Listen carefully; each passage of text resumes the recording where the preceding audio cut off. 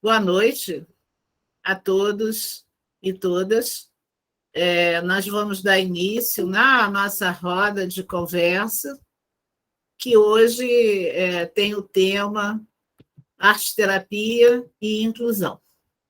Então, nós vamos começar fazendo a apresentação, primeiro do nosso debatedor, que vai ajudar a tecer aí a trama, né, dessa apresentação. Nosso debatedor está lá em São Luís, né? Ele é maranhense, é o André Lobão. André Lobão é produtor cultural, é arte-terapeuta, é brincante popular, é da área de comunicação social, é especialista em gestão cultural, consultor em economia criativa, é co-criador de negócios criativos, é dono de um restaurante, né, que se chama Cozinha Ancestral, que eu ainda não tive a oportunidade da experiência gastronômica, né, em São Luís, mas não faltará. E, assim, tem uma coisa aqui que o André não colocou no currículo, acho que é uma falta assim, quase imperdoável. O André ele foi diretor do Teatro Municipal de São Luís, né? É um espaço assim, muito interessante de arte, cultura, né? De tradição. Eu acho que a gente precisa colocar isso no currículo, né, André? Você esqueceu de colocar isso no currículo. Mas aí eu já estou contando aqui por minha conta. Então, quero apresentar a Ana Alice Francischetti, que de verdade ela dispensa apresentações, né? Mas vamos cumprir o protocolo. Conheço a Ana Alice, a gente estava conversando assim, não vamos dizer os anos que a gente se conhece, mas a gente já se encontrou em muitas quebradas aí da arte-terapia há muitos e muitos e muitos anos. Ana Alice é artista plástica, uma excelente artista plástica, né? Educadora, arte-terapeuta e, sobretudo, arte reabilitadora. Ela implantou o trabalho de arte e reabilitação no Hospital da Associação de Assistência à Criança Deficiente, a ACD. Ela também é professora e supervisora de um ótimo curso, né, de arte-terapia, que é o SED Sapiente, e ela é autora de livros assim muito interessantes, Arte e Medicina, Arte e Reabilitação, e Arte e Reabilitação, um caminho inovador na área de reabilitação. Os livros dela, com ilustrações assim muito bonitas, vale ver. E também quero apresentar meu companheiro de equipe, que é o Marcelo Adão dos Santos, que é da área de Belas Artes, é arte-terapeuta, é professor dos cursos de pós-graduação da nossa instituição, do curso de envelhecimento ativo e da pós-graduação Lato Sensu em arte-terapia. E ele, agora, recentemente, ele criou um trabalho muito bonito, assim, muito delicado, um trabalho artesanal, que é um cineclube que só passa coisas relacionadas ao envelhecimento, né? Então, assim, a experiência do cineclube é uma experiência de um tempo mais lento, né? De um tempo mais contemplativo, e o Marcelo está compartilhando com a gente esse processo criativo dele. A última sessão do Cineclube foi assim um presente para a alma das pessoas, realmente incrível, inesquecível. Então, recomenda-se assim bastante que as pessoas fiquem atentas às próximas sessões. André, vou passar para você seguir aí com as apresentações, por favor, tá? Boa noite a todas as pessoas. Já que a gente está falando de arte, terapia e inclusão, eu quero compartilhar com vocês, então, a minha audiodescrição. Eu sou um homem branco, uso óculos de armação preta, estou usando uma camisa de botão e gola na cor verde, com estampas em forma de círculos em tons amarelo e vermelho, e atrás de mim eu tenho uma obra de arte, que é de um artista visual daqui de São Luís, que é um grafiteiro, chamado Juleros, que é um coração dentro de uma moldura amarela, um coração vermelho. Né? A audiodescrição ela é usada para facilitar pessoas com deficiência visual ou pessoas cegas que possam estar aqui conosco, para que elas possam nos visualizar, né? Através da audiodescrição. Bom, então vamos lá. Eu estou aqui com a atribuição de apresentar a Ângela Filippini, né, a idealizadora desse trabalho, e para muitos de nós também uma inspiração na arte-terapia. A Ângela é arte-terapeuta, psicóloga, diretora da Clínica Pomar de arte-terapia, presidente da Associação de Arte-terapia do Rio de Janeiro, mestre em criatividade pela Universidade de Santiago de Compostela, na Espanha, e doutora em ecologia social pela EICOS, UFRJ. Vou apresentar também a Eliane Cerqueira, nossa convidada aqui também dessa noite, que é professora formada pelo Instituto de Educação, tem formação em letras pela Universidade Católica de Petrópolis, certificado de proficiência em inglês pela Universidade de Michigan, é artista plástica com premiações no 1º, 3º e 4º Salões de Artes da APP, 3º Salão de Verão de Mangaratiba e 3º e 4º Salões Armando Viana. Tem formação em arte-terapia pela Pomar, é especialista em arte-terapia pela Pomar e voluntária na Associação Pestalozzi já há 20 anos. E o Márcio Badia, Márcio André Badia, que é bacharel em arte, licenciado em artes visuais pela Universidade Federal de Pelotas, tem pós-graduação em arte-terapia e é membro associado da Associação de Arte-terapia do Rio Grande do Sul. Trabalha há mais de 15 anos com arte-terapia no Centro de Atenção Psicossocial CAPS 1. Sejam bem-vindos, sejam bem-vindas, que possamos ter um bom trabalho. Ângela, devolvo para você, então. Obrigada. Então, nós, já que vamos falar de inclusão, né, nós vamos começar pensando como vai a nossa própria inclusão, né?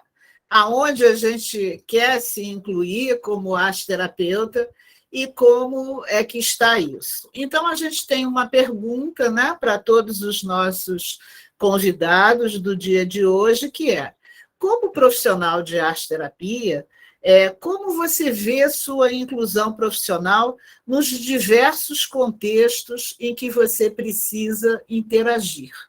Tá? Como você se sente? É bem acolhido, é bem recebido, é bem entendido, né? Recebe suporte, algum estranhamento, enfim. Então, para a gente começar, né, com a pergunta que a Ângela já trouxe, eu vou, então, pedir para a Eliane Cerqueira, né, iniciar os nossos trabalhos, compartilhando aí em 5 minutos, Eliane, um pouco da sua experiência, né, sobre como profissional de arte-terapia você vê sua inclusão nos diversos contextos em que você pode interagir. Eliane. Boa noite a todos. Olha, é um prazer estar aqui com vocês. Eu senti na pele a dificuldade que a arte-terapia ainda tem de ser aceita. Na instituição onde eu estava, houve um período em que não havia psicólogos.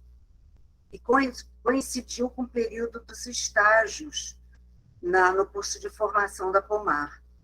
Então, a arte-terapia foi muito bem-vinda, os resultados foram ótimos, mas a partir do momento em que eles começaram a contratar as psicólogas, a arte-terapia, como processo terapêutico, foi deixada de lado, porque, infelizmente, a psicologia ainda tem mais status. até para as famílias dos alunos, o filho estar fazendo um processo terapêutico com uma psicóloga era uma coisa muito boa. Arte-terapia ninguém conhecia. Então, o que eu vejo ainda é que existe uma resistência. As pessoas não têm, muitas vezes, ideia do que seja. Onde eu trabalhei, eu tive que explicar o que era a arte-terapia, como ela seria feita, em que moldes. Não, nós estudamos o Jung, nós vamos fazer isso com uma base na psicologia junguiana, para que isso pudesse ser, então, aplicado aos alunos. Mas eu vejo que aqui, por exemplo, em Petrópolis, eu acho que eu já vi um arte-terapeuta que atende como arte-terapeuta. Não, uns dois. Mas o que eu já percebi é que muitas vezes são psicólogos que não são formados em arte-terapia e que usam a arte para ajudar no trabalho. Então, infelizmente, é isso que eu vejo. A arte-terapia ainda precisa ser mais divulgada, precisa ser mais trabalhada, para que ela esteja no mesmo pé de igualdade da psicologia, em termos de processo terapêutico. Obrigado, Eliane. Eu vou aqui aproveitar um tempinho que a Eliane deixou aqui de bônus, para ressaltar, Eliane, que isso ainda varia muito também com a imensidão geográfica que nós temos no país. Né? Hoje você está retratando uma realidade, né, que presente no sul, no sudeste do país, onde a arte-terapia já está mais consolidada, né, em função do tempo e da quantidade de trabalhos e pesquisas. No Nordeste, a realidade ainda é mais árdua, né? As pessoas realmente não ouviram ainda nem falar em arte-terapia em algumas situações. Então, para a gente, o processo de invisibilização, isso, ainda é maior. Né? Eu passei por experiências em hospitais que em atendimento dentro de apartamentos com clientes, o médico entrava e era como se nós não existíssemos, né, ali como arte-terapeuta. Então, isso realmente é uma realidade e em cada região isso se fortalece ainda mais. Obrigado, Eliane. Obrigada. Eu vou passar agora para o Marcelo. Marcelo, por favor, a sua contribuição. Bom, boa noite a todos. Né? Então, assim, eu vejo essa resistência, né, da arte-terapia, assim, nos diversos contextos. Assim, para a gente que também vem dessa área das artes, realmente não somos, assim, profissionais de saúde por formação, tem também uma resistência grande, assim, né, todo mundo acha que a gente vai entrar para fazer algum entretenimento, assim, entreter, e eu acho, agora, eu vejo que tem etapas, né, porque primeiro tem essa fase, né, de uma resistência, depois essa fase do desconhecido, mas depois tem aquele momento onde o arte-terapeuta é aquele sujeito que vai falar alguma coisa que ninguém viu e que ninguém conseguiu dizer. Aí o arte-terapeuta começa a ser incluído, né, incluso, né, nos processos, assim, nas equipes, então, e até nas famílias, né, por exemplo, eu trabalhei às vezes com idosos, né, em domicílio, e às vezes a família ficava ali falando, pô, mas o que esse cara tá fazendo, né? Mas até que um dia você chega lá e fala assim, então, tá acontecendo isso, assim, o sujeito desaba de chorar na sua frente, fala, não, mas como é que você descobriu isso? Fala, eu vi num desenho. Aí sim a arte-terapia começa a ser reconhecida. Mas tem uma resistência, uma barreira ainda grande, né, por uma questão profissional. Eu acho que tem a própria ideia da arte, né, a arte também é um lugar, assim, ainda difícil, né? Assim, a gente também tem muito pouco espaço, né, para ver a arte, para ter contato com a arte, para entender, né, o quão profundo é a experiência da arte também, né? Que a arte não é assim só essa coisa superficial assim que as pessoas às vezes dizem. Então, eu vejo que tem uma resistência, mas eu acho que também tem essa possibilidade dessa quebra, né? A gente consegue quebrar isso e quebrar de uma forma bem bonita, assim, também, com efetividade, assim, aí sim a arte-terapia começa a ser reconhecida. E na minha experiência foi isso que eu passei, assim, passei por esse momento, né, um pouco de invisibilidade também, mas pouco a pouco a gente também vai conseguindo ali fortalecer o nosso lugar, o nosso espaço, na medida em que a gente consegue mostrar que o trabalho é realmente efetivo, né? Eu me lembro de um ILPI que eu fui trabalhar assim, e a diretora lá falava assim, mas eles não vão gostar disso, não. Aí eu falei, mas deixa eu tentar, né? E fui fazendo, até que um dia ela falou assim, eu acho que esse negócio não está dando nada, você podia fazer um relatório para mim. Aí eu fiz um relatório. Ela falou assim, mas isso tudo aqui você viu só com esses desenhos assim? Eu falei, isso aí tá tudo nos desenhos, assim. Aí ela chamou o psicólogo e falou, olha o que ele escreveu aqui nesse negócio aqui, só com desenho ele veio isso aqui. Aí ela começou a dar valor, aí eles começaram a me chamar para reunião, aí eu comecei a participar. Aí eles queriam saber da minha opinião, queriam saber o que eu estava vendo, mas só depois que eu conseguia mostrar para eles que ali tinha trabalho, assim, a gente não estava ali entretendo, ali tinha um processo de cura, né? Um processo terapêutico ali bem estabelecido, consolidado, com base, né? Então, a gente tem essa dificuldade, mas também eu acho que o próprio trabalho, né, à medida que a gente consegue desenvolver ele também quebra essas resistências, assim.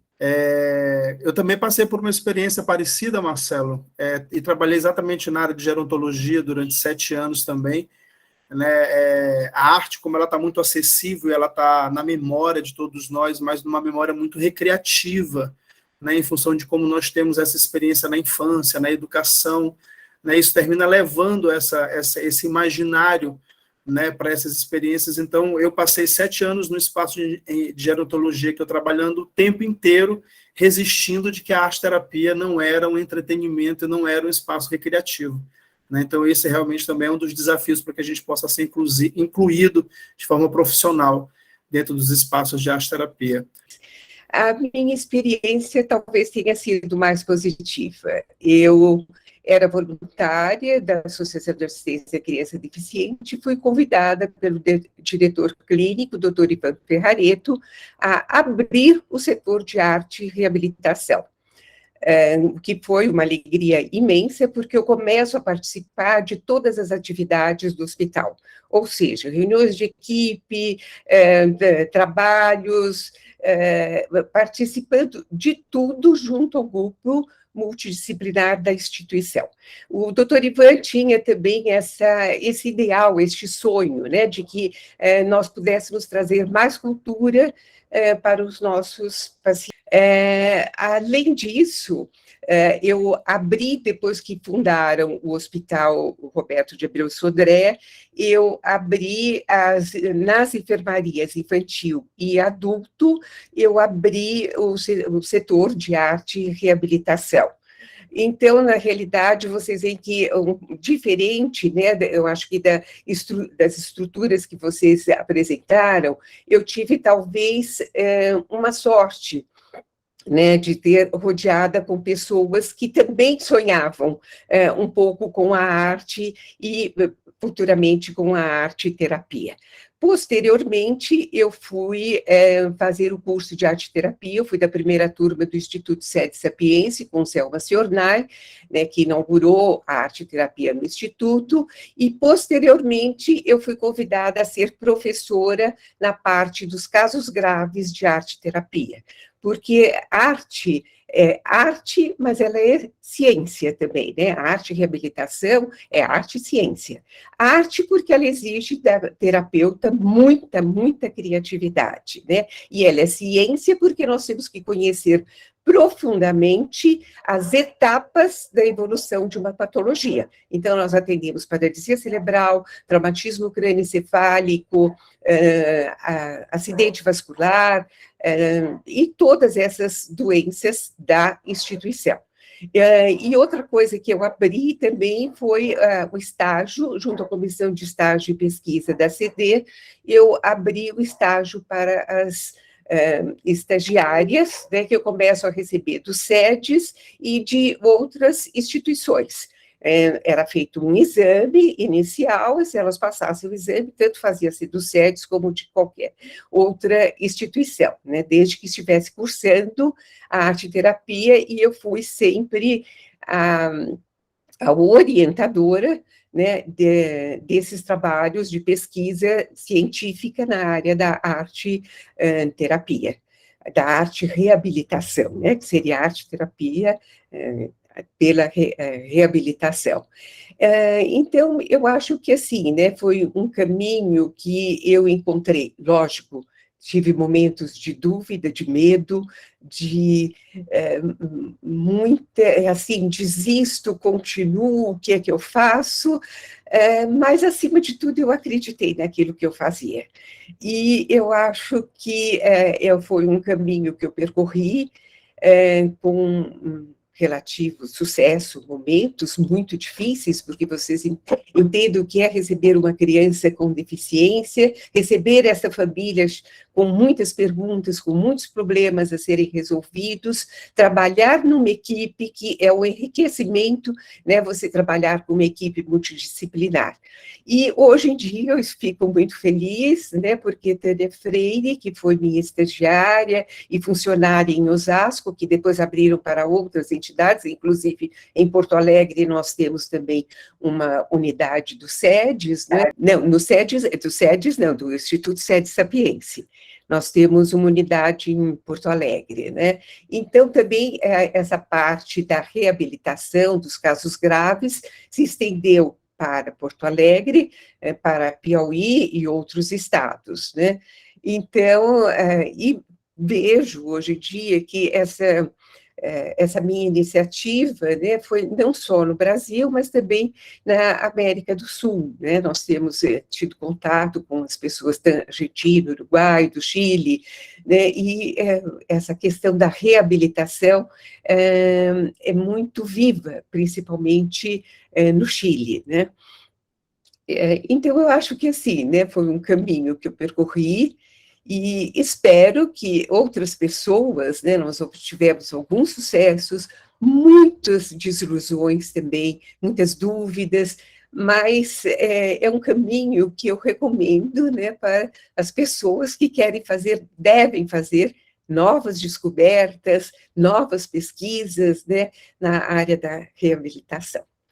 Eu acho que, em resumo, né, para esses 5 minutos, seria a minha mensagem. Muito obrigada. Obrigado, dona Alice. Bom, Márcio voltou aqui. Márcio, podemos retomar com você, então? Está contigo.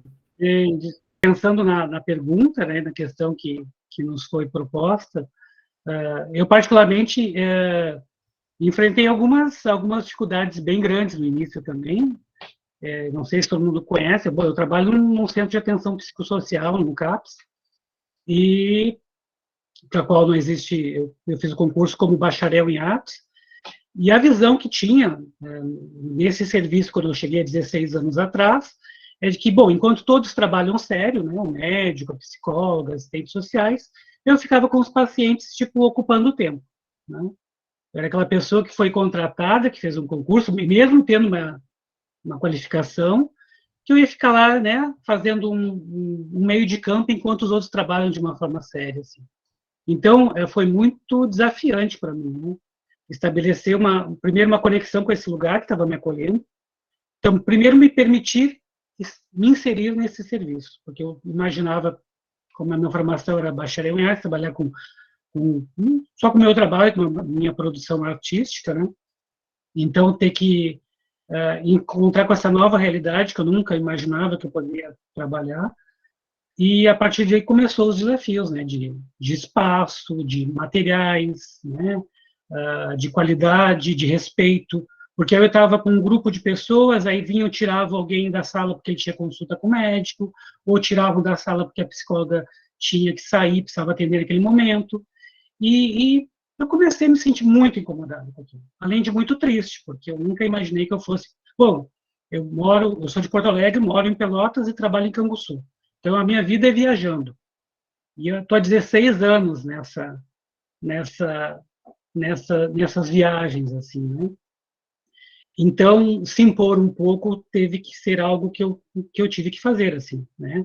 Estabelecer horários, né? Separar por grupos, para patologias, por idades, né? Pedir esse respeito de que, olha, quando eu estou trabalhando, eu não estou fazendo uma ocupação de tempo com essas pessoas, eu estou mexendo com a vida delas, elas estão mexendo com a minha, né? Porque é uma relação de afeto e de troca o tempo inteiro. É um lugar onde as pessoas nunca chegam felizes, né? Eu lido com a dor o tempo inteiro, né? E como lidar com essa dor com amor, e tendo que ser firme, né? E mantendo respeito, porque, na verdade, a nossa profissão, né, hoje em dia, né, falando um pouco assim da transição toda que aconteceu nesses anos, hoje em dia, para você ter uma noção, assim, na cidade, né, que é uma cidadezinha pequena aqui do interior do Rio Grande do Sul, eles me conhecem como arte-terapeuta da Casa de Saúde Mental. Então, tenho espaço, tenho materiais, tenho apoio, né, as famílias, eu trabalho muito com as famílias, mas é tudo baseado muito na luta, assim, sabe, no respeito, de mostrar que isso é uma coisa séria, que não é brinquedo, que a gente não faz coisa para botar na parede, para ser bonitinho, né? Que realmente tem fundamentação por trás, que as pessoas estão se expondo, estão materializando seus conflitos, né? E aquilo, além da riqueza plástica, que a gente não pode negar que tem, né? Porque tem um apelo visual bastante grande, mas é uma exposição de um universo particular dessas pessoas. Então, eu me permitir incluir nesse universo é lidar também com as minhas dores, né? Porque a gente não é super-homem, a gente sofre também. E lidar com a dor o tempo inteiro do outro é como esfregar na cara da gente o tempo inteiro as nossas falhas como humanos, assim, né? Que a gente não tem que ser perfeito, que a gente não tem que estar dando conta de tudo o tempo inteiro, que a gente pode chorar, que a gente pode rir. E que no mundo que a gente vive, assim, que as pessoas não se permitem mais sofrer, né? A gente tem que ser feliz, a gente tem que ser bom o tempo inteiro, a gente tem que ser lindo, a gente tem que ter o corpo legal, a gente tem que ser querido, tem que ser empático, e a gente pouco aproveita de tudo isso, porque é um mundo de cobranças, né? Então, esse universo da arte-terapia abriu a minha vida, mudou a minha vida. Eu tenho um orgulho tremendo de ser arte-terapeuta, né? É a minha profissão, eu tenho tantas outras formações, mas quando me perguntam o que tu é, eu digo, eu sou arte-terapeuta. Isso é o que define a minha vida, assim. E a gente não é o que a gente é só lá no lugar de trabalho, né? Eu sou arte-terapeuta aqui na minha casa, com o meu marido, com o meu filho. Eu sou arte-terapeuta no ônibus, quando eu sou educado, quando eu penso em imagens, né? Quando eu projeto formas de viver para mim, porque se eu não puder dar exemplo na minha vida prática, os meus títulos nos quais eu me ancoro não servem de nada, né? Então, essa realidade eu enfrento e trabalho todos os dias com muita alegria, assim, com muito amor e confiança, né? Obrigado, Márcio. Eu vou devolver agora para a Ângela. Por favor, Ângela. Obrigada, André. Eu queria repetir, né, fazer um recorte. Eu podia fazer um banner, se eu conseguisse, mas é que não vai dar tempo de eu fazer um banner. Do que o Marcelo falou, que nós, eventualmente, podemos ser aqueles que vão trazer à baila alguma coisa que ninguém viu e que ninguém conseguiu dizer. Gente, vamos botar isso no banner, né? Porque eu acho que foi muito feliz isso. Então, assim, me passaram muitas coisas pela cabeça, mas eu, como gosto de histórias, vou compartilhar uma história que eu vivi de um projeto que eu participei de arte-terapia, num lugar onde as pessoas não sabiam o que era arte-terapia. Nós fomos convidados por um projeto de uma prefeitura que era patrocinado pelo BID, para fazer um projeto de arte-terapia numa ilha, aqui no Rio de Janeiro, que quem é do Rio é uma ilha chamada Ilha Grande, que a prefeitura estava muito incomodada com o turismo predatório. Então, eles acharam que se as pessoas fizessem outras coisas, elas poderiam ter uma convivência mais amena. E aí foi chamado muita gente das Pixies, e lá fomos nós pela arte-terapia. E os arte-terapeutas, então, foram baseados, digamos assim, dentro do centro cultural, porque a gente precisava de espaço para os materiais. Só que a prefeitura não conseguiu fazer a divulgação. E aí, quando a gente chegou lá, estávamos numa ilha, num lugar onde as pessoas não sabiam o que era arte-terapia e que ninguém tinha também sido avisado que, mesmo sem se saber, ia acontecer aquela coisa chamada arte-terapia. E aí? Tínhamos viajado umas 2 horas de barco com 50 quilos de argila, que não é uma coisa simples. E aí eu me lembro que falei com um grupo de arte-terapeutas que estavam assim, vamos colocar papéis na parede externa do Centro Cultural e vamos pintar, que as pessoas vão chegar e aí a gente conta o que vai acontecer. E aí eu nunca me esqueci da reação de algumas pessoas, porque as pessoas viraram e disseram assim: mas a gente vai pintar na frente dos outros. Ah, gente, fala sério, que esse é o nosso ofício. A gente pinta assim, na frente dos outros, na praça pública, debaixo da árvore, debaixo do viaduto. Como que a gente não vai pintar na frente dos outros? E aí a gente quer ser reconhecido, incluído. Então, assim, não é uma pergunta, né? Mas é assim, alguma coisa que me passa pela cabeça. Quantas digitais nossas estão envolvidas em a gente não ser incluído em determinadas situações? Porque, assim, se a gente faz um evento acadêmico de arte-terapia e a gente não deixa ninguém que não seja arte-terapeuta entrar, gente, o negócio vai ter o tamanho do nosso umbigo, né, não? E aí depois a gente não vai ser achado, não vai ser entendido. Não...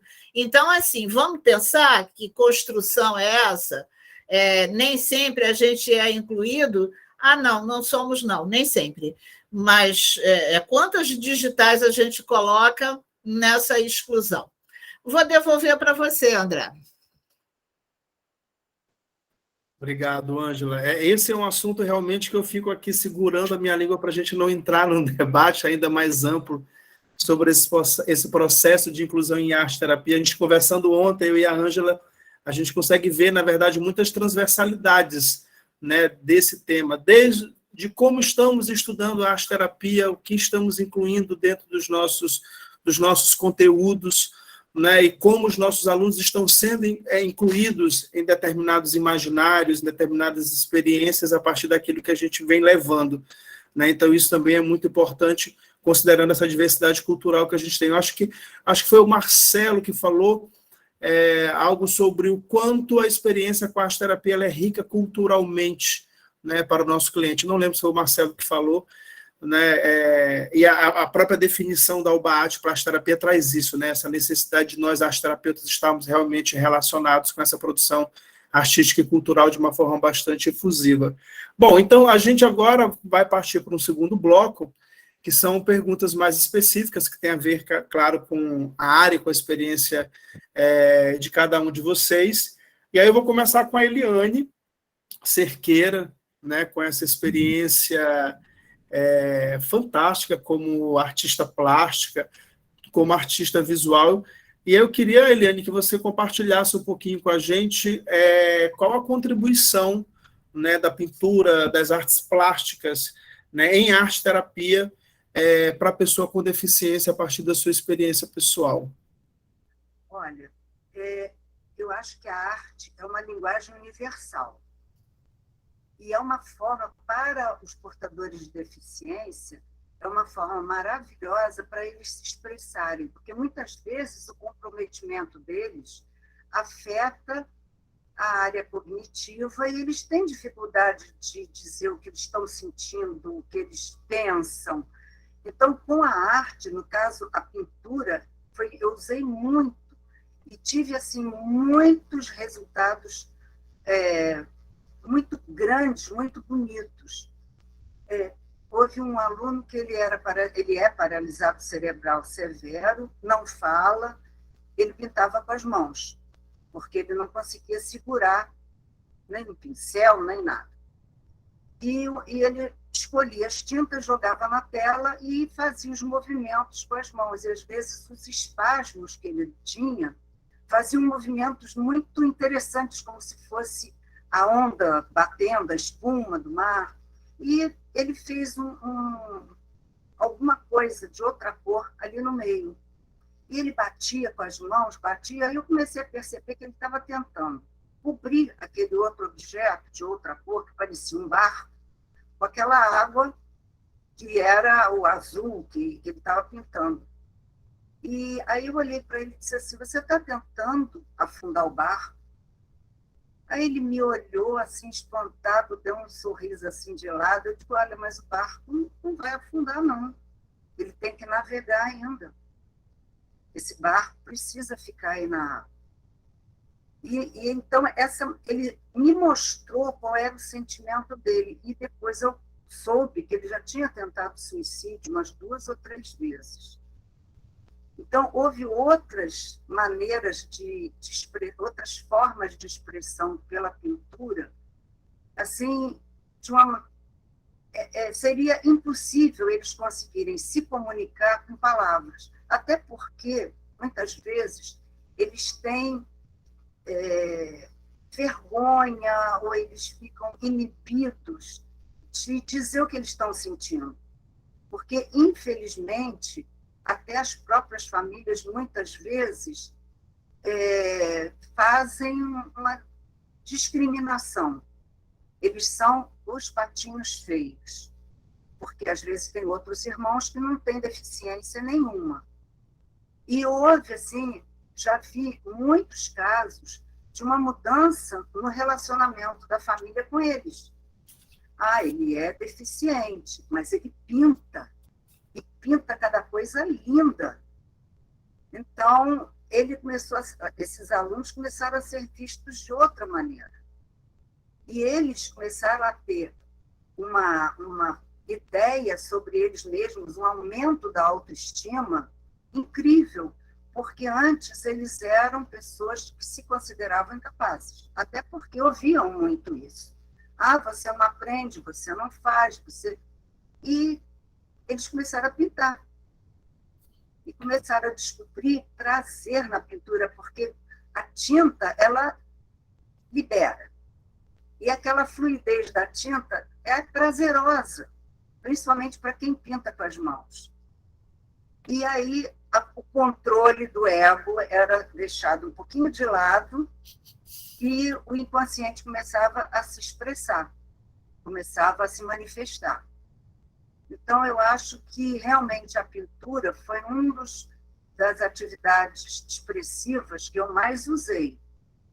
Agora, as histórias também tiveram um excelente resultado, mas a pintura, talvez porque eu já tivesse facilidade para pintar e lidar com as tintas, com os pincéis, não era uma coisa assim difícil para mim, eu acho que eu consegui passar isso para eles.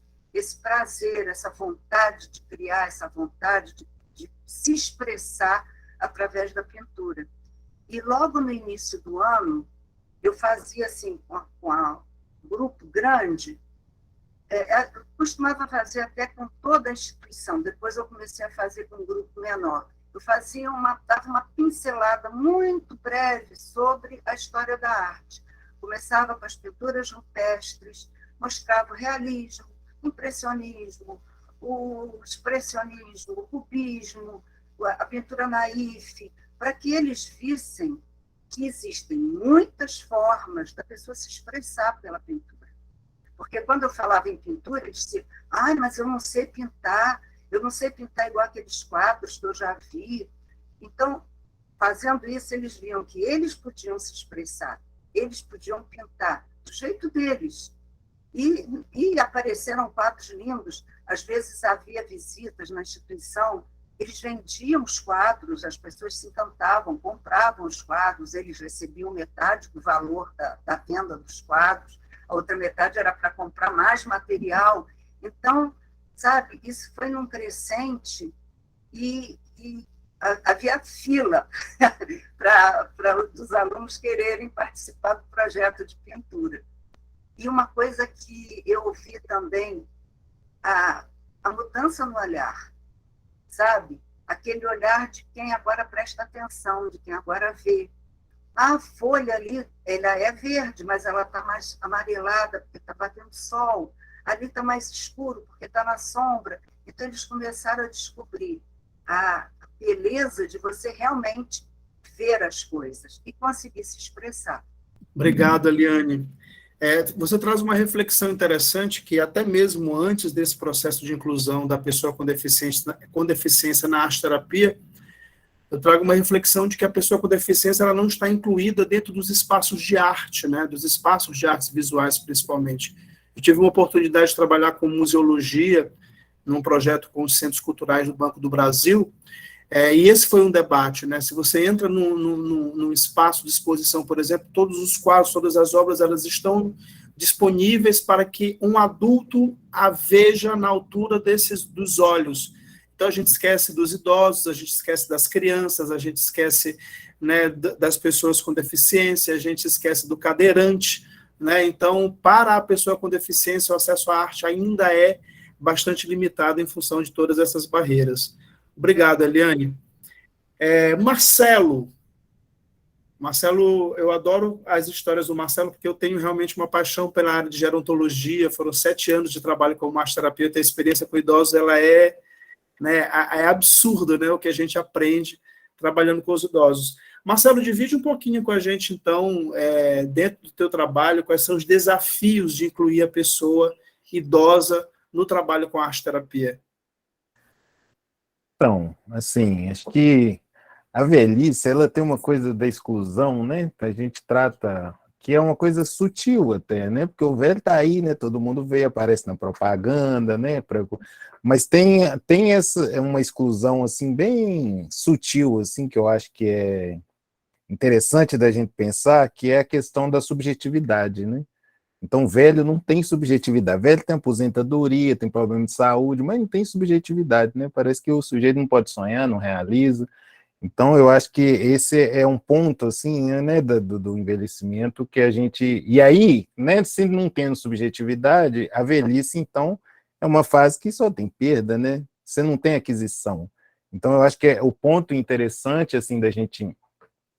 que é o desafio, né, de trabalhar com o envelhecimento, é entender o envelhecimento como uma fase ainda de aquisição, né, de possibilidade de trabalho, de crescimento, de sonho, de realização, que eu acho que está na dimensão do envelhecimento ali, né, desse processo né, desse ciclo de vida, né, que não é o final da vida, é um ciclo da vida, não é o final da vida, né? A gente às vezes encara muito como o final da história ali, aí o sujeito tem que se recolher e ficar ali pensando, lamentando o que ele fez, o que ele não fez. Então, eu acho que essa dimensão da subjetividade é um ponto interessante, assim, que a gente pode trabalhar. E aí a arte-terapia ajuda muito, né, esse processo, porque a gente traz ali para esse sujeito uma dimensão, primeiro, de que ele pode fazer terapia, né, porque ele ainda, né, que não acabou o tempo dele, assim, ele pode fazer terapia, por que não? Tanto para olhar para as coisas passadas, quanto para ver coisas presentes e coisas também futuras, né? Então, eu acho que é um dos desafios, né, nosso é trazer essa consciência de que o idoso, o velho, ele também pode fazer terapia, ele pode fazer arte-terapia. E não ficar também nesse lugar, assim, só de uma coisa de se entreter. Ele pode, sim, entrar num processo terapêutico de transformação, de mudança, de mudança, inclusive, de rumo, né, de perspectiva de vida ainda, mesmo com já tendo uma idade mais avançada, né? Então, acho que esse é um ponto que a gente tem, que a gente pode trabalhar, né? Agora, com essa história da pandemia, os atendimentos online, eu acho que a gente ganhou um plus, assim, que é o atendimento online, que eu acho que para o idoso ele tem um duplo ganho, porque é muito mais confortável, né? Ele não tem que sair de casa, enfrentar trânsito, alguém tem que levar ele, e ainda ele participa, né, de uma inclusão que é a inclusão digital, né? Então, ele vai acessar as ferramentas digitais, vai usar os aparelhos, vai usar as redes, né?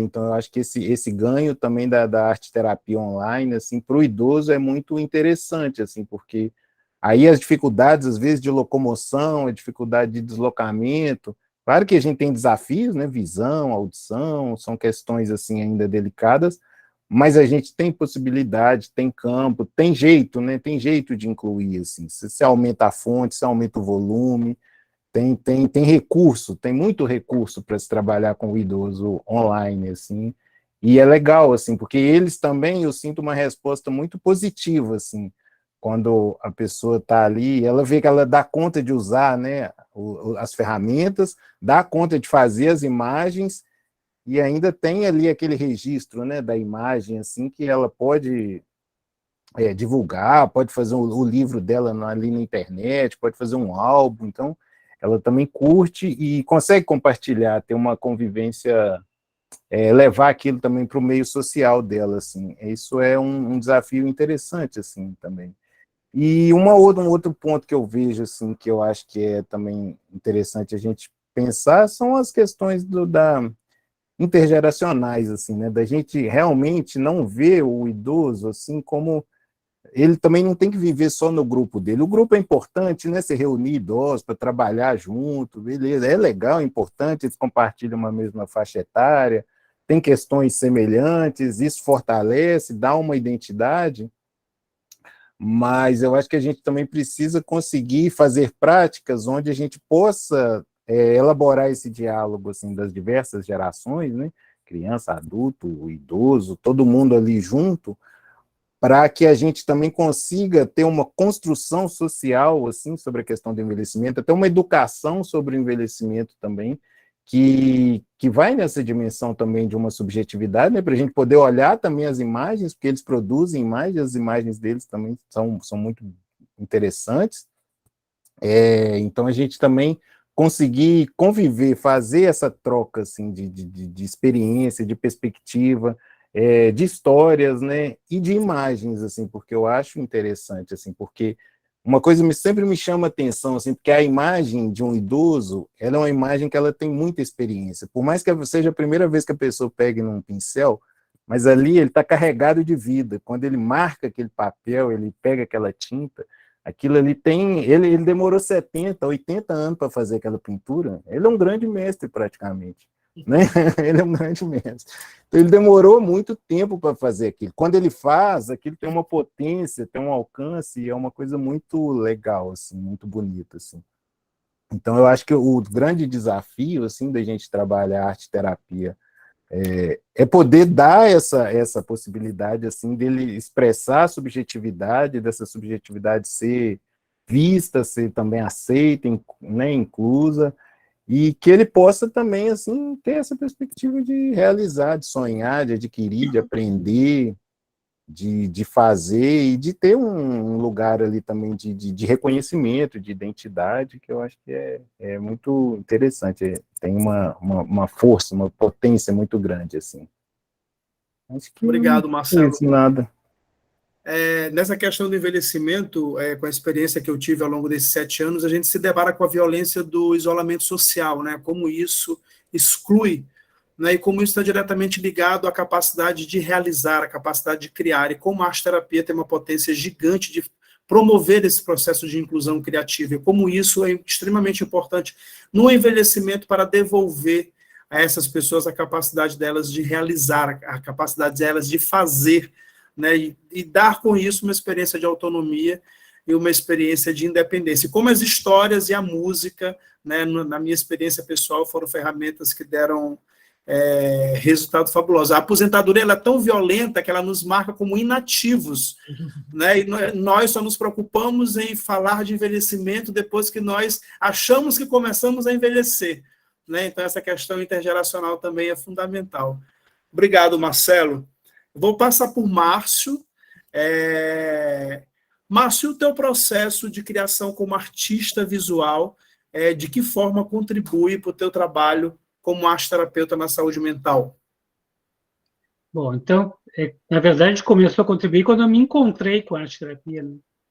Eu me dei conta, acho que no primeiro momento, assim, da formação em arte-terapia, foi uma enxurrada, assim, de emoção e de realização, de ter certeza de que eu estava no lugar certo e que ali começava a minha história profissional de fato, né? E encarar, e eu pude olhar, então, para toda a minha produção poética da universidade e perceber que, na verdade, era todo o meu processo arte-terapêutico já. Tudo que eu produzia, na verdade, falava das minhas dores, da minha exclusão. E estava me preparando para o lugar onde eu ia trabalhar depois, né? Que era na saúde mental, no CAPS. Então, isso me toca e me emociona muito, e isso deu o sentido total da minha vida. Eu entrei na arte-terapia casado, com um filho recém-nascido, cheio de medos, de preconceitos, com uma religião que me tolhia, crescido com um pai que dizia que arte era coisa para viado, que não dava dinheiro. Isso estava internalizado dentro de mim. Mesmo assim, com a morte do meu pai, eu fui fazer a faculdade de arte, fui para o meu caminho, E saindo dali, eu me deparei com a saúde mental. E aí eu pude ver através de todos os meus trabalhos, né? A minha avó era uma pessoa que me incentivava profundamente, a mãe do meu pai, e ela que pagava meus cursos de arte escondido do meu pai, né? E eu fazia teatro escondido do meu pai, porque eu não podia decepcioná-lo, né? Então, entender que, na verdade, a minha produção de arte falava das minhas dores. E eu encontrar que depois com essas pessoas com que eu comecei a trabalhar nesses 16 anos, é entender o meu lugar, que eu também era um excluído. Só que eu me colocava nisso quando eu aceitava isso, né? E isso é duro, mas é libertador. Então, por isso que eu fico feliz de estar aqui com você essa noite, porque eu acho que talvez a coisa mais valiosa que eu possa colocar é isso, assim, o testemunho de que a arte-terapia, ela liberta a gente, né? Eu terminei o curso de arte-terapia, então, divorciado, cuidando do meu filho igual, aceitando minha sexualidade, aceitando o que eu era. E aí, só quando eu encontrei com a minha verdade, que eu podia fazer sentido na vida de outras pessoas. Que eu não posso dar aquilo que eu não tenho. Eu tinha vergonha de quem eu era, eu tinha medo de quem eu era. É uma religião que me castrava, que me trazia culpa, a mágoa, sabe? E eu sempre comparava isso, eu comparo muito nos trabalhos assim que eu desenvolvia com alguns pacientes, né, falando sobre a água, que a gente não podia ser aquela água parada. A mágoa nada mais é que isso, né? É uma má água, é uma água ruim, é uma água cheia de lodo, né? E é assim que eu me sentia, uma água parada, suja. E aí quando a gente pode libertar, e quando a gente pode ser rio, quando a gente pode ser água fluente, assim, quando a gente pode ser livre, a gente realmente encontra o nosso caminho. Então, eu pude entender na prática, na carne, assim, que a arte, ela é libertadora, ela é curativa, né? E por isso que eu trabalho com saúde mental há tanto tempo. As pessoas diziam para mim no início, não vai ficar nem um mês lá, tu que queria ser artista plástico, trabalhar em São Paulo com galerias. E realmente, eu acho que eu não teria condições de trabalhar se eu não tivesse mudado quem eu era, né? De acreditar, de viver, de sentir isso de verdade. E poder acompanhar, então, o processo de cura, de libertação dessas pessoas diariamente. Eu trabalho 40 horas semanais com a arte-terapia. Eu vivo a arte-terapia, eu não faço outra coisa. Quando eu não estou trabalhando na saúde mental, eu estou em casa, cuidando de mim, do meu marido, do meu filho, né? Cuidando da minha família. Mas mesmo na minha casa, o meu ambiente é cerceado pela arte-terapia, né? Por acreditar nisso. Então, eu espero, de verdade, assim, que poder ter contribuído, só dizer assim de uma maneira muito simples que da confiança que eu tenho na nossa profissão, né? No que a gente faz, que é cercado de amor, de afeto, mas que tem muita responsabilidade por trás.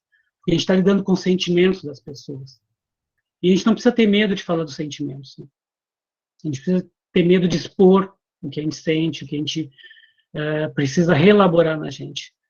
É uma vida disso, né, de reelaboração, o tempo inteiro.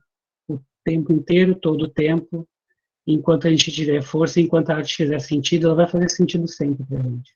Obrigado, Márcio, por compartilhar. Eu super acolho o teu depoimento, a tua experiência, me vejo muito retratado na tua experiência também, né? Eu saí de uma assessoria de trabalho que eu fazia com comunicação atendendo multinacional para fazer teatro, né? Então, foi meio que um surto dentro de casa, entre os amigos.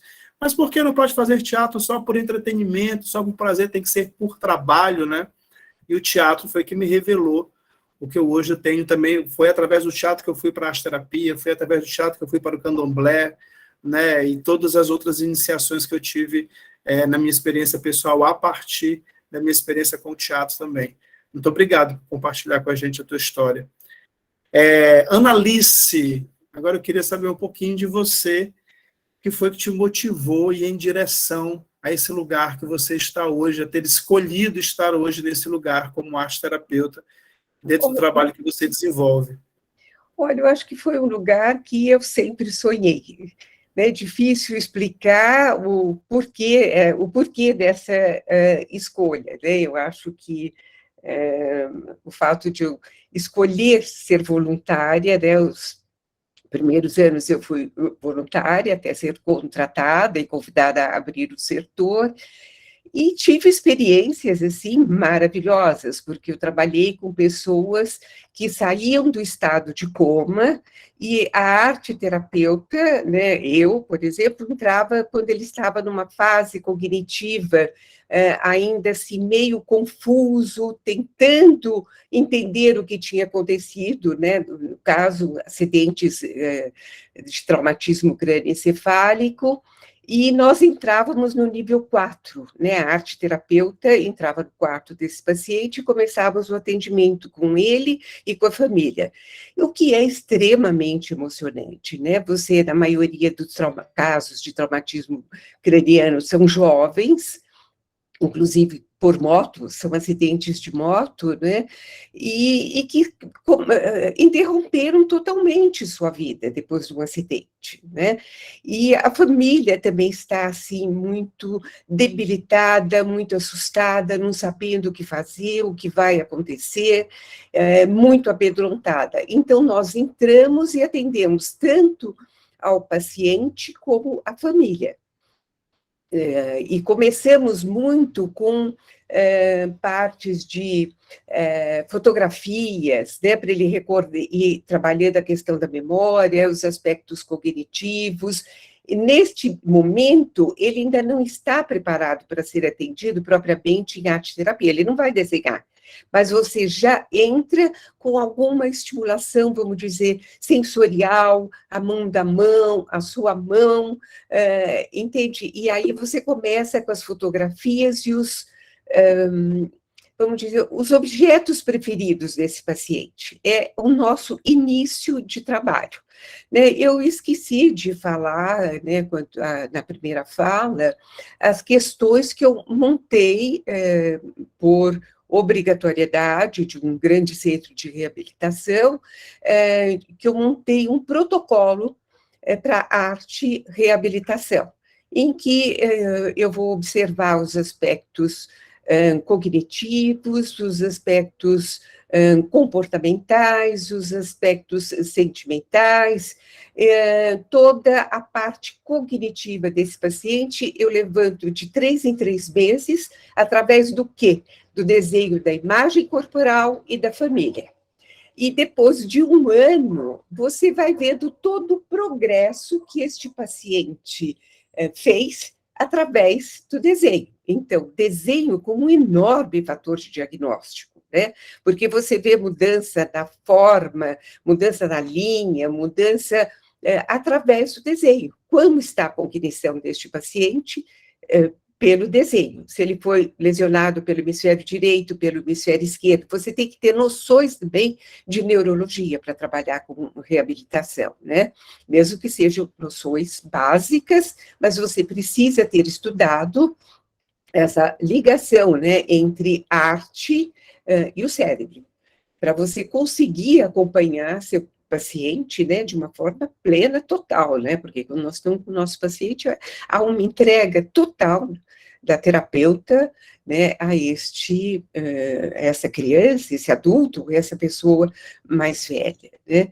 Então, o protocolo, eu acho que foi uma ajuda fundamental para todos os médicos, né, entenderem o que é o desenvolvimento cognitivo através da arte-terapia.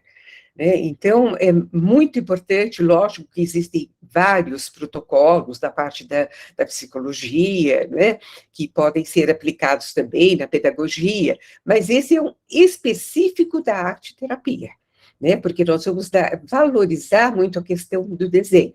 Vocês falaram muito também em pintura, né? Realmente, eu acho que a parte da pintura é uma parte predileta dos pacientes, né? Nós sempre organizamos exposições desses pacientes, assim, muito tentando que o público, né, através dessas exposições, entenda que este paciente tem possibilidades, tanto na área escolar quanto na área de trabalho. E a família também passa a ver este paciente, como algum de vocês já citou, de uma forma diferente. Ele não é mais aquela pessoa com alguma deficiência, ele é uma pessoa que pinta e é aceita. né? E é muito aceita dentro da instituição, da escola, né? Porque aí nós já entramos num outro problema, que seria a criança deficiente frequentar a escola normal, né? Dentro de toda uma legislação, de toda uma parte jurídica, né? E também essa parte de cotas, né, nas empresas também, né? Porque as empresas, não sei se vocês sabem, que depois que elas têm mais de 200 funcionários, eles são obrigados a ter uma porcentagem de pacientes com deficiência. Só que, em geral, o empregador, ele vai dizer que esse paciente não tem preparo, né? Então, ele afasta também do mercado de trabalho a pessoa com deficiência, né? De um modo geral, é muito difícil conseguir um emprego, né? Porque o empregador diz, não, ele não tem condições. Então, eu acho que, assim, para nós valorizarmos a arte-terapia, nós temos que valorizar a questão da escola, né, a frequência escola, a melhora da escola, da criança frequentar a escola normal, junto com a criança normal, que os dois vão ser enriquecidos, tanto a criança com deficiência vai ter um modelo, um exemplo ao lado dela, quanto a pessoa, né, vamos dizer, normal, ela vai também começar a entender a deficiência e ver a deficiência de uma outra forma. Então, isso é fundamental, é a parte escolar da pessoa deficiente. Obrigado, Annalise, por compartilhar a riqueza do teu trabalho com a gente. Muito Ângela, devolvo para você agora, querida, por favor. André, você sabe que a gente entrou em considerações finais, né? É sempre um susto, assim, tá na hora de fazer considerações finais. E, assim, tem tanta coisa para a gente conversar sobre inclusão e exclusão, né? Tantos contextos. Estava me passando pela cabeça aqui que a gente está vivendo um período de uma exclusão feroz, assim, bárbara, né? Por conta de, enfim, posições, percepções de mundo, etc., enfim. Mas eu preferia levar o caminho do Marcelo, né? Que o Marcelo é uma pessoa sempre tão generosa, que aí ele diz assim que a exclusão ao velho aqui no Brasil é sutil. Marcelo, só mesmo você, né? Só mesmo você para ser tão gentil assim, né? Eu, de verdade, penso que muitas vezes ela não é tão sutil assim, não, mas vamos lá. Eu vou tentar ficar, então, no campo da sutileza, né? E aí eu queria conversar um pouquinho, né, nas minhas considerações finais, que eu acho que a gente tem aí polaridades, né? A gente tem trânsitos, que é a inclusão, a exclusão, ora a gente inclui, ora a gente exclui, a gente transita também nesses lugares, né? De ser incluído, de ser excluído, e aí qual é a nossa construção? Eu tinha falado das digitais, né? E aí, agora, nas considerações finais, eu quero falar da cintura. Hoje estou corporal, quero falar da cintura. Então, eu vou compartilhar uma história de um amigo meu, arteterapeuta, que não é brasileiro, ele é catalão. Então, catalão é um espanhol que fala uma outra língua, né, dentro da Espanha, e eles são marrentos pra caramba, eles são muito marrentos. E aí, esse meu amigo, ele foi estudar arte-terapia em Londres, num dos melhores cursos do mundo, que se chama Goldsmith College. E é só que ele, imagine, catalão já tem sotaque dentro da Espanha. E aí, quando ele entrou no Goldsmith, ele tinha um inglês assim quase ininteligível. E ele era excluído. Né? Ele era excluído dentro do curso, tinha gente de muitos lugares, mas ele era aquele marrento que falava um inglês que as pessoas não sabiam muito bem que diabo de língua era aquela que ele estava falando. E ele atravessou o curso marrento, com dificuldades, porque era difícil para ele viver em Londres. E aí, quando ele já estava assim, quase no final, que a coisa assim, já tinha esticado a corda, o tanto que dava, ele conseguiu uma colocação, um emprego como arte-terapeuta numa residência de idosos, numa residência feminina de idosos. E aí, lá se foi ele com o inglês dele, né? Com o inglês de catalão. E aí ele chegou na instituição, estranhamento, né? As mulheres idosas olhavam para ele assim, né? Que ele está falando, né? E ele trabalhava à tarde, e ele coincidia com o horário do chá, que é uma tradição. Só que catalão não tem essa tradição, tem uma tradição de um negócio né, para beber vinho, essa coisa, chá não. E aí ele queria fazer as atividades dele na hora do chá delas. Aí ele arrumava a mesa, aquela coisa, aquarela. Elas não davam a menor bola para ele, mas ninguém, elas sequer puxavam a cadeira para sentar, para ficar ali, para participar da sessão de pintura, né? Com a aquarela. E aí aquilo, ele já estava assim, no limiar do estresse, pensando que ele ia desistir. Aí ele chegou um dia, pensou assim, bom, se elas não participarem hoje, eu vou me embora. Não vou nem terminar o curso, eu vou voltar para a Espanha, eu não vou ficar. Aí, a hora do chá, ele arrumou a mesa, né, com os trabalhos, com o material lá, os papéis, e elas tomando o chazinho delas, assim, conversando. Aí ele foi ficando assim, o que vou fazer? Aí ele se levantou, pegou uma xícara, botou chá, levou para a mesa onde estava o material, pegou o pincel e, em vez de usar a vasilha d'água para amolecer a aquarela, ele usou o chá. Elas pararam tudo o que elas estavam fazendo. Primeiro elas olharam para ele assim, né? Espanto geral. Aí depois uma pegou uma xicrinha, levou para a mesa, a outra levou. Aí, assim, esse movimento do grupo, né? Que uma vai chamando a outra, e elas fizeram a primeira sessão de aquarela dissolvido no chá, gente. Mas olha que o chá é um costume das 5 horas da tarde, não é? Então, falando de inclusão, a cintura tem que se mover, né? Se a cintura ficar muito rígida, a gente não consegue se incluir nos contextos que não nos entendem, assim como aquelas mulheres não entendiam aquele homem que falava um inglês tosco. Né? Então, eu queria deixar essa questão.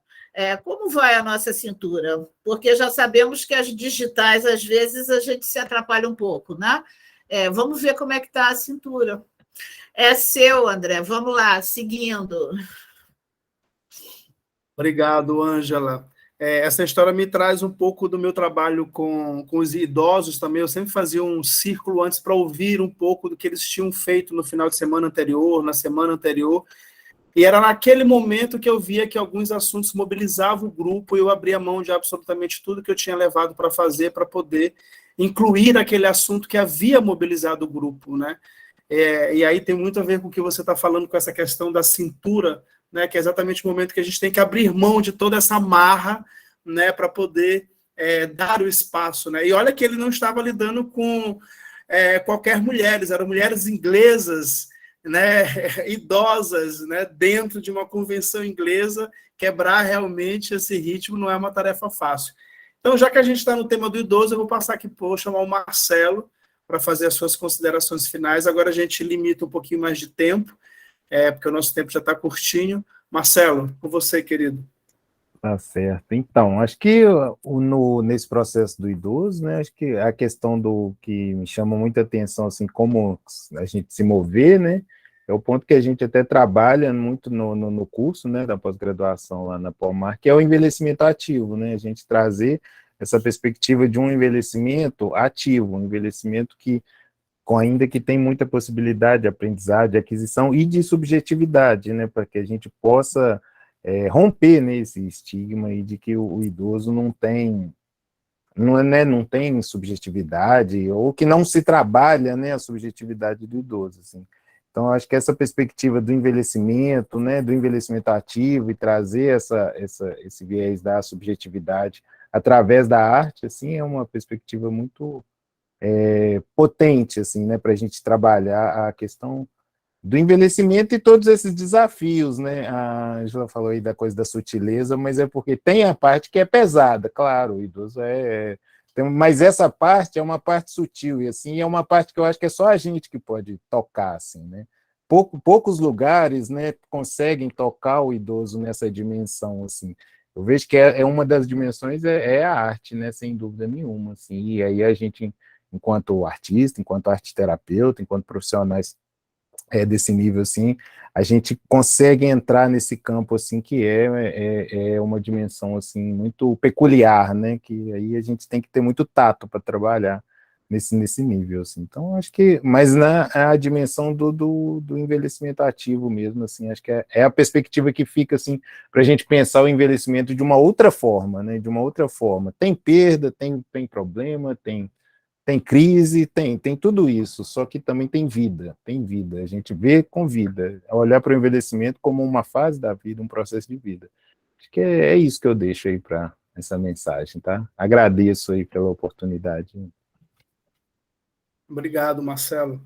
E olha aqui para o arte-terapeuta ou para qualquer outro profissional que trabalha nesse ramo do envelhecimento, o desafio é muito grande, né? Porque a gente lida com a experiência da morte muito próximo, né? E como a arte-terapia ela pode ser um agente catalisador de transformação nessa experiência da morte, da patologia, né? Dentro de um grupo, em 7 anos, por exemplo, na vivência terapêutica, a quantidade de pacientes que você vai perdendo e como esse grupo vai sendo afetado por esse processo. E como o arte-terapeuta e a arte-terapia ela tem um papel fundamental no acolhimento dessa experiência. Então, eu vou passar para o Márcio, né, trazendo aqui esse desafio do envelhecimento, trazer um pouco do desafio da saúde mental. Márcio, suas considerações finais. Então, pensando aqui, estava pensando muito nessa ideia da inclusão, como estar junto, né? Márcio, a tua conexão está um pouco prejudicada, a gente não está conseguindo te ouvir direito. Agora o teu áudio realmente travou, né? Eu acho que a conexão dele travou. Bom, então eu vou passar para a Eliane trazer as considerações finais. Se o Márcio voltar, a gente dá mais um minutinho para ele finalizar a fala. Eliane. Olha, André, antes de mais nada, eu vou assim, me basear um pouco no depoimento do Márcio, que ele diz que a arte-terapia mudou a vida dele. E para mim também foi um divisor de águas na minha vida. Eu tenho certeza que para todos os alunos com quem eu trabalhei com arte-terapia, também foi. Porque o portador de deficiência, ele quer ser incluído, ele quer se incluir. E para isso, a gente tem que mudar o olhar, porque as pessoas olham para eles focando no que eles não podem fazer. A gente tem que focar no que eles podem fazer, o que eles podem oferecer, o que eles podem contribuir. E, na época, usando a cintura que a Ângela falou, na época em que contrataram as psicólogas e a arte-terapia como processo terapêutico foi deixado de lado, eu tive que ter um jogo de cintura para usar arte-terapia, porque eu não conseguia mais, como não consigo, dissociar a arte-terapia da minha vida e das coisas que eu faço.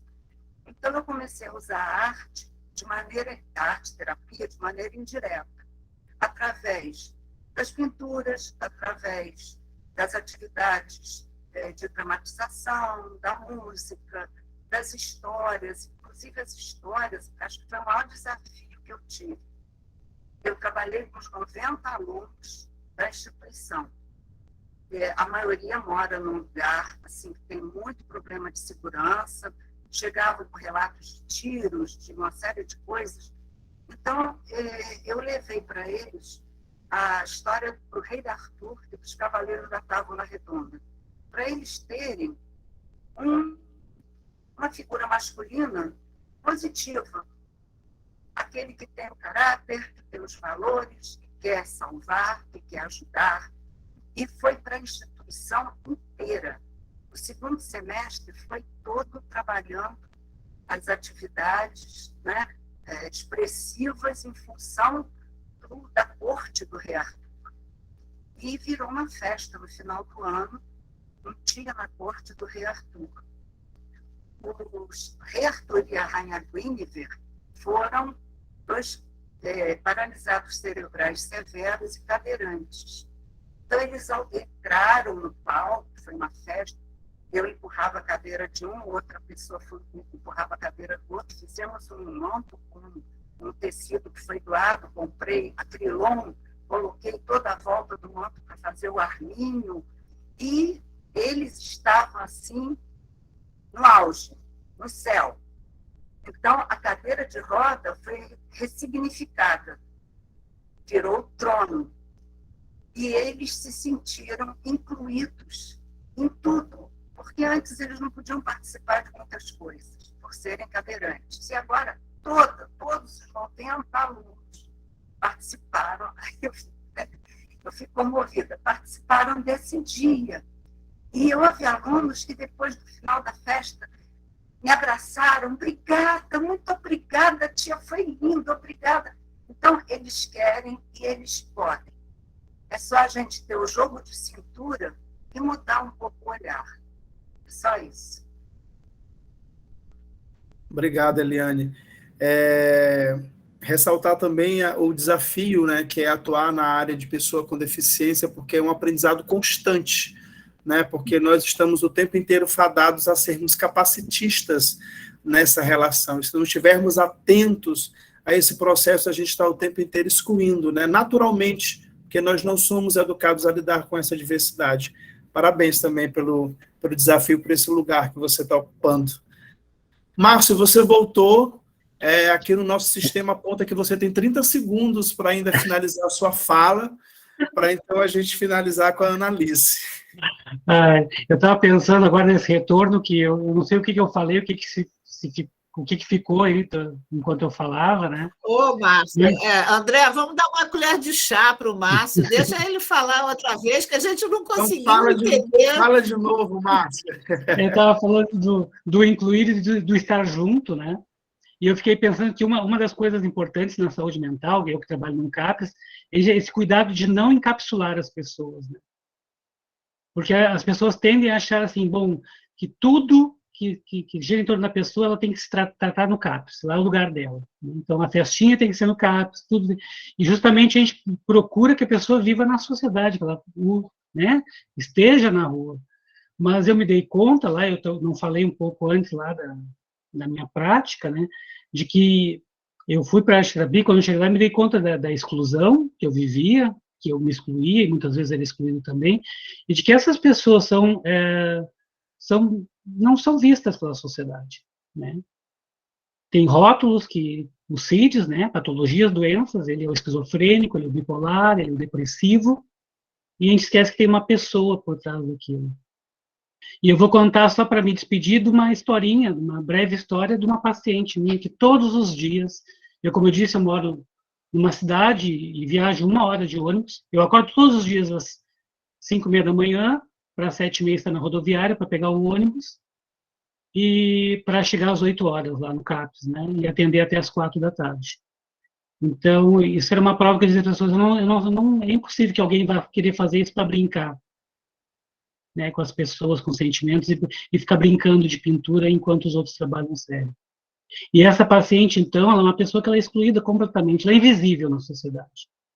E eu me identifico muito com ela, porque por muito tempo eu me senti invisível, né? E ela todos os dias, às 4 horas da tarde, ela vai para o ponto de ônibus, onde meu ônibus que eu pego para sair de Canguçu para Pelotas, e ela fica lá me esperando. E ela está no meio de um monte de pessoas. E as pessoas conversando com as suas compras, e ela está sentadinha com o chinelinho dela de dedo, né, me esperando para me dar tchau. Todos os dias, faça chuva ou faça sol.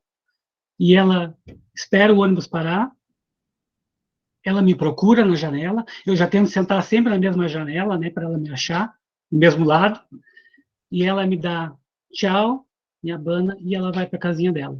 Então é sobre isso. É sobre fazer a diferença na vida das pessoas, né?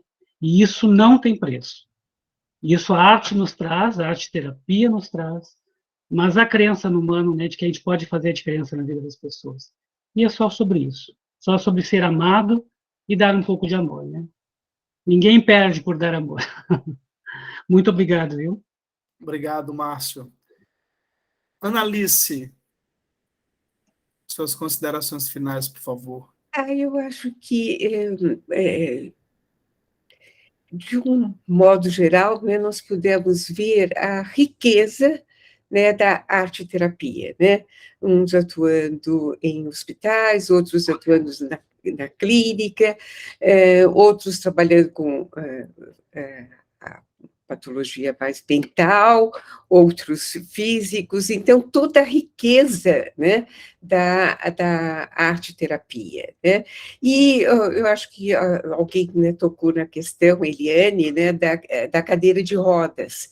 Então, também são momentos muito difíceis que nós passamos quando as pessoas, vamos dizer, andam, né, e deixam de andar e precisam ir para a cadeira. Então, é um processo muito dolorido, tanto para a família, para o paciente, como para nós, né? Então, é um cuidado que a gente tem em mostrar, né, as vantagens da cadeira, conhecer, né, todo o material que é usado em reabilitação, né, as órteses, as próteses, as muletas, você tem que conhecer, porque você está convivendo com aquilo e chega esse momento de um paciente com, vamos dizer, as doenças neuromusculares, passarem por uma cadeira de rodas. Então, você tem que também ter um preparo para aceitar, né, que seu paciente vai passar por uma cadeira de rodas. E quais os materiais que você vai estar usando, como você pode construir com cartolina,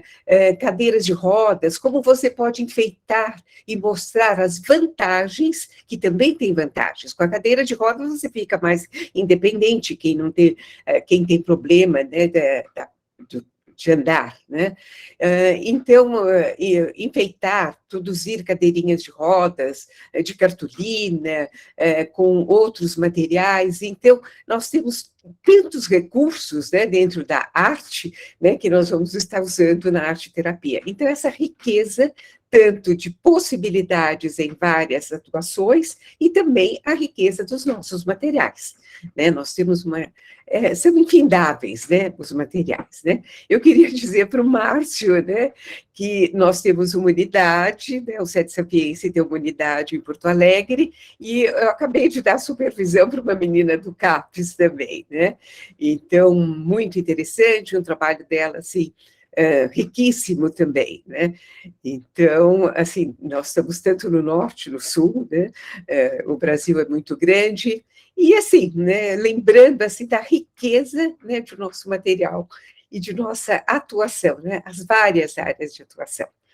E agradeço muito, né, a presença de cada um de vocês, o convite, né, da minha amiga, que é uma amizade de 30 anos, né, podemos falar, data.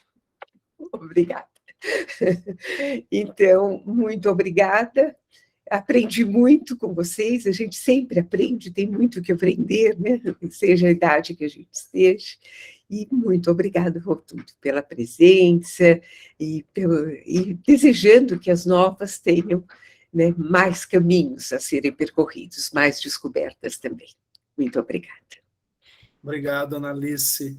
Eu vou aproveitando para me despedir já aqui também, agradecer ao convite da Ângela Filippini por compartilhar esse espaço com vocês, agradecer ao Márcio, agradecer ao Marcelo, a Eliane, né, reverenciar o trabalho de cada um de vocês, o espaço que vocês estão ocupando com tanta resistência, né, e tanto afeto, que isso é muito importante também, compartilhar histórias, né, como a de vocês e de tantas outras pessoas que estão aí nesse Brasil, né, resistindo, né, aos estigmas que nos são impostos, mas que a gente vai combatendo, né, com a arte de alguma forma. Ângela, eu retomo para você, então, para a gente poder, então, encerrar. Obrigado, gente, boa noite para todos vocês. Obrigada, André, Márcio, Marcelo, Eliane, Analice e a todos os presentes, né? Foi um prazer essa roda, a gente poder conversar sobre essas questões. E aí, antes de eu me despedir, eu queria lembrar, assim, que nós, essas pessoas que trabalham com arte e cultura, atualmente a gente está um tantinho excluído, não é não? Mas pode ser que venha daqui a um tempo assim à frente alguma mudança da gente ficar mais incluído, né? Até a próxima!